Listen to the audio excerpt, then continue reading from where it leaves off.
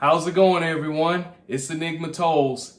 Thank you to everybody, first and foremost, who has already heard my latest album, Music from Chaos. Today, we are going to talk about it. And as of today, it is everywhere. You can find it on YouTube, Apple Music, Spotify, Amazon Music, you name it, it's there. Everyone who has heard it, it means a lot to me because as any artist can definitely let anyone know, it's a big deal when a project that you've worked on and you've put a lot of energy and time into starts to pick up and get some recognition. And even the feedback has been insanely awesome.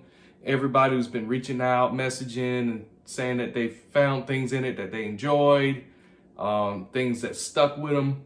I do appreciate that. And before we even start the video off, if you have a favorite song, just because I'm curious, leave it in the comments below and let me know what you think.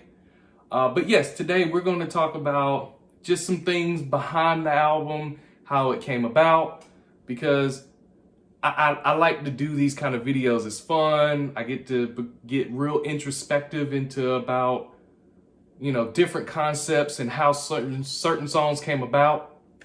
Walking into this album, I had about 15 to 20 songs. 3 of them I did not like after finishing it. It just didn't connect with the rest of the project. And the album was actually not necessarily going to be a separate album. It was more so, the last album I had was Cabin Fever, and that was released in 2020, late 2020, but it didn't hit the DSPs until this year during the summertime. And during that season, I added more songs to Cabin Fever and made it a deluxe version. So some of the songs from Music from Chaos, they're the continuation from Cabin Fever. So this is like the third. So I have 9 albums total. You can find the elder ones on YouTube from the beginning, and then up until about Bryant Park is when they start showing up on DSPs. And a lot of it is when I want to go back and put the older albums on there, and I might still do it, it just depends. But the sound quality of a lot of those songs just needs to be improved before putting them up there. So that might be a later project for later. But starting with Special Delivery was a big album for me in the sense of it's my longest album. There was a lot of concepts in that album. It was very structured. I had a sequence of how each song kind of played into one another. I also did different cadences and topics that I've normally never done before that. So that was a good album to introduce myself on DSPs, which is digital streaming platforms. However, after that, I didn't feel as good about the reception because I was learning. I was just trying to figure out how streaming worked. How does an artist get discovered there? And, I just felt like it was going to be the ending of, just what I do creatively in the world of rap. But I wanted to be more experimentative with Cabin Fever. And Cabin Fever was more of a just tapping my foot into different things, different pockets of flows and songwriting concepts. So I still had more of the structural writing, but I didn't feel complete after Cabin Fever. So that's where I started making more music on top of that. It was just very fluid, a very fluid motion. And during the pandemic opened up doorways because the amount of time that I used to take from driving home from work was now I can spend that 30 to 40 minute drive home just writing every day, just putting it off on the side or whatever And then when I get home, I can kind of sit down with an idea, piece it together, and then figure it out and record over the weekend or whatever the case may be when time allotted. So that's kind of how that happened. But I want to say Cabin Fever conceptually was good and it was great, but I want to say Music from Chaos was more so an addition of the items and things that I was sort of getting into that I just kind of reached the cusp of when it came to Cabin Fever. So I did go in depth with that album on a particular subject, but I didn't necessarily experiment fully, in my opinion, other things that I wanted to try. So I tried it on this album. Now, this album became an album based off of criticism that I received. I received criticism before musically, and any artist has. It's just how the game goes. Not everybody's gonna like your stuff. But where I live, and just for anyone to kind of give an idea, if you live in different parts of the world, I live in a very rural area of the South. So what I do necessarily is not necessarily going to be understood. So the way that most people who live here see rap artists is they see what they see on radio or mainstream media, and it has a bad connotation to them. And the best way I can explain that is when I do certain things, it doesn't look musically inclined to them. And when I received that criticism, at first I was confused because I'm like, but you're a person necessarily who doesn't even appreciate the art form. How do you even know how to manage or judge it? Now, I've seen this before in my heyday. There was a time period where I have noticed that my music was thrown, like when we used to carry around the CDs and pass them out to people. I've found CDs in trash cans, left in different places, or just gone by the wayside. And of course, it does offend an artist. But the thing is, it's different where you can pass through that. That's just like how the game goes. You just know that not everybody's gonna give you their time of day. But the thing is, it's different when someone hears something and it doesn't connect, regardless of the fact of whether or not it's their style of music. It's the fact that this person or these people have given you the opportunity of a fair listen, and what you did does not connect. However, I get that, but I also know that I've also have gone too deep into subjects as an artist, and it can lose people because what I think may be connecting may not be connecting.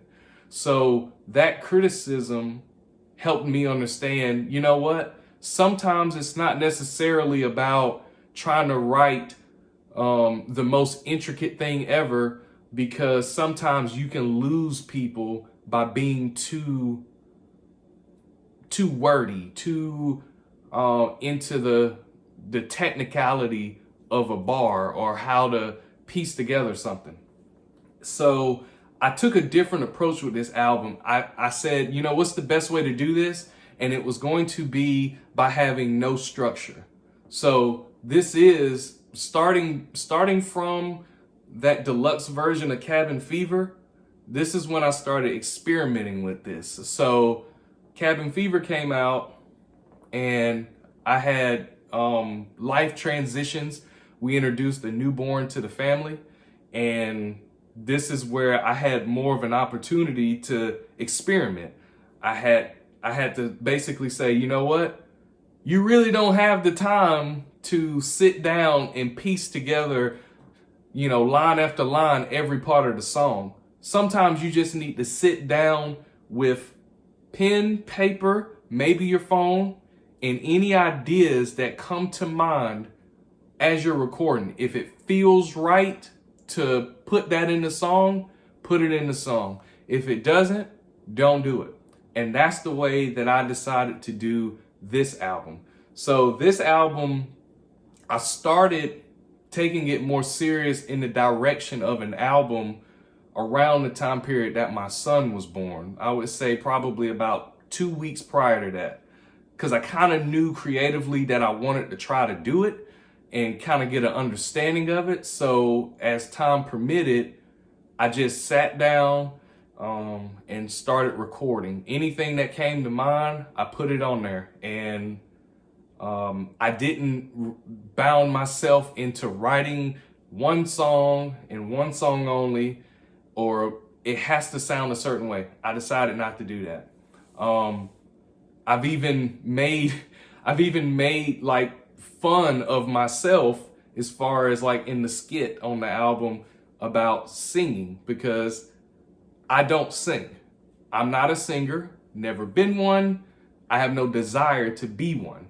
However, it has been a growing topic on criticism that I've had about my singing and vocal projection. However, I like to kind of make fun of myself in that realm as well. So what I did is that created that skit. It's just something that spontaneously popped up, and it was a great idea, and I went for it.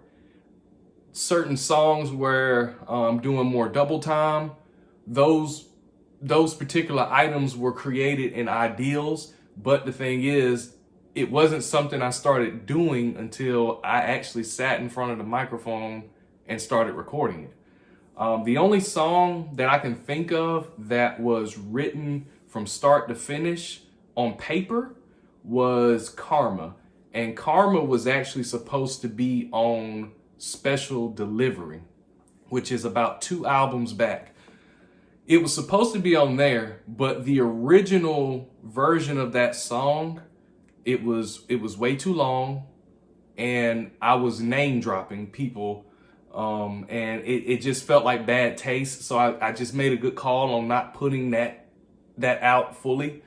And this one was revised for this album because I wanted to end off on a more introspective start or ending of the album, and I felt like that was going to be the version of doing that. So this album, I just had more fun. I just let go of the, I stepped in saying whatever I put out, I'm going to stick to a clean number of 10. So I can have 20 plus songs come up, and if they don't necessarily fit into the direction of where I want to go, maybe I'll save them for later, and I might still save them for later. But if not, then they're a lost cause, because it's just a clear, concise number of 10 is all I wanted. And the reception shows that the hard work paid off, and that one intention of detail is what was the key. And that was really the only thing that was structured. Everything else was up for grabs. I feel like doing it this way helped me produce the songs faster. I felt like I didn't have an intense amount of burnout. I was able to get through multiple songs in a day. I'd say I was averaging about 2 to 3 a day anytime I sat down and recorded. Even if it was just over the weekends, I could do 7 or 8 songs because I was just going with the flow of my day and the recording process itself. I felt like my production increased by doing it this way because I started to tinker with different sounds and elements, and it worked to me. So yeah, as of right now, I don't have a favorite song because each song, depending on what I'm doing, some songs I like driving to, some songs I like just kind of sitting back and listening in my headphones or whatever the case may be. And sometimes there's songs I just want to listen to around other people. So just to kind of get an idea of where their minds are with it. So yeah, if anything, please, anybody who has heard the album, definitely let me know what you think. And there'll be more videos about this. If there's certain topics you want me to expound upon pertaining to this album, I'll definitely do that. But yes, Music from Chaos, it is here. Streaming everywhere. Spotify, Apple Music, YouTube, you call it. Thank you all for your support, and I appreciate every single one of you. Much love. Peace.